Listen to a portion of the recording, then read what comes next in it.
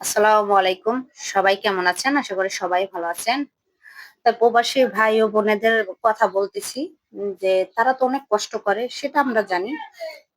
বাড়িতে বইসা এমন এমন ভাই বোনেরা আছে যে বাড়িতে বইসা তারা ভাত রান্না করে নেয়, কাপড়-চোপড় ধুয়ে নেয়, মা-বাবাই ধুইয়া দিছে।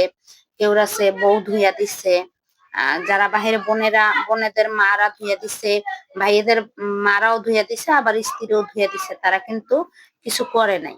কিন্তু দেখেন বিদেশে যাইয়া এই প্রবাসে যাইয়া সারাদিন ১০ ঘন্টা, ১২ ঘন্টা, ১৪ ঘন্টা ডিউটি করে আইসা রান্না-বাড়া করা, খাওয়া, বাজার করা, আবার কাপড়-চোপড় ধোয়া সবকিছু করতেছে। কেন?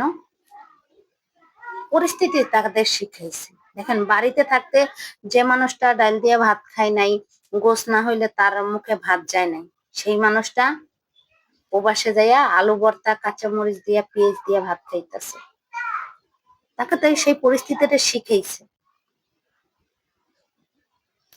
বাংলাদেশে বইসা যে মেয়েটা মায়ের ভাত মাইকা না দিলে খায় না, সেই মেয়েটা প্রবাসে গিয়ে রান্না করতেছে, হাত পুড়াইয়া খাইতেছে, কাপড় চোপড় ধুইতেছে। আয়রন করা জামা কাপড় ছাড়া যে ছেলেটা আয়রন করা ছাড়া যে মেয়েটা কাপড় চোপড় ছেলেটা কাপড় চোপড় পরে না, সেই মেয়েটা সেই প্রবাসী ভাইটা বোনটা আয়রন ছাড়া কাপড় চোপড় পরতেছে। তারা প্রবাস জীবন অনেক কষ্ট। বাংলাদেশে এমন এমন ফ্যামিলি আছে, তাদের ঘরে লোকজন আছে, কাজের বুয়া আছে, তারা কাপড় চোপড় ধুইয়া দিছে, রান্না করছে। কিন্তু বিদেশে গিয়া রান্নাটা বাংলাদেশে থাকতে প্লেটে আইনা টেবিলে দিলে খাইছে, নাইলে খায়নি। আর যারা বাহিরে আছে প্রবাসী ভাই বোনেরা, তাদের কেউ খাওয়ার দেওয়ার মতো কেউ নাই। তারা রান্না করব তারপরে খাবে, যদি রান্না না করে খাইতে পারবে না।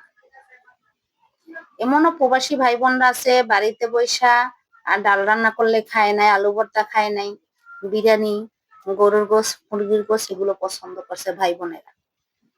কিন্তু বাহিরে গিয়ে কি করতেছে, যাতে ফ্যামিলিটা ভালো থাকে, যার জন্য আমি এত কষ্ট করে বাহিরে আসছি, তাদের দেশের মানুষের প্রতি ভাই বোনেদের মুখের দিকে জানি হাসি ফুটাইতে পারি, স্ত্রীদের স্বামীর মুখে হাসি ফুটাইতে পারি, সেই জন্য তারা অনেক পরিশ্রম করে, ১২ ঘন্টা ১৪ ঘন্টা ডিউটি করে।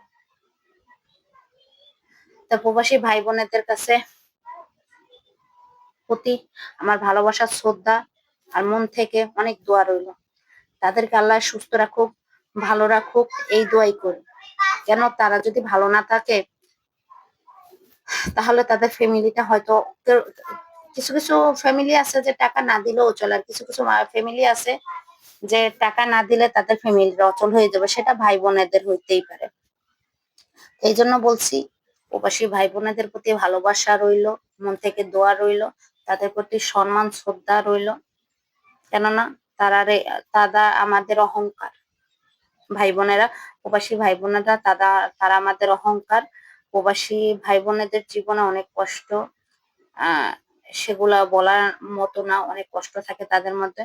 যদি আমার কথাগুলো ভালো লেগে থাকে, লাইক কমেন্ট শেয়ার করে পাশে থাকবেন। আর আমার কথা যদি ভুল ত্রুটি হয়ে থাকে ক্ষমা দৃষ্টিতে দেখবেন। ভালো থাকবেন সবাই। আসসালামু আলাইকুম।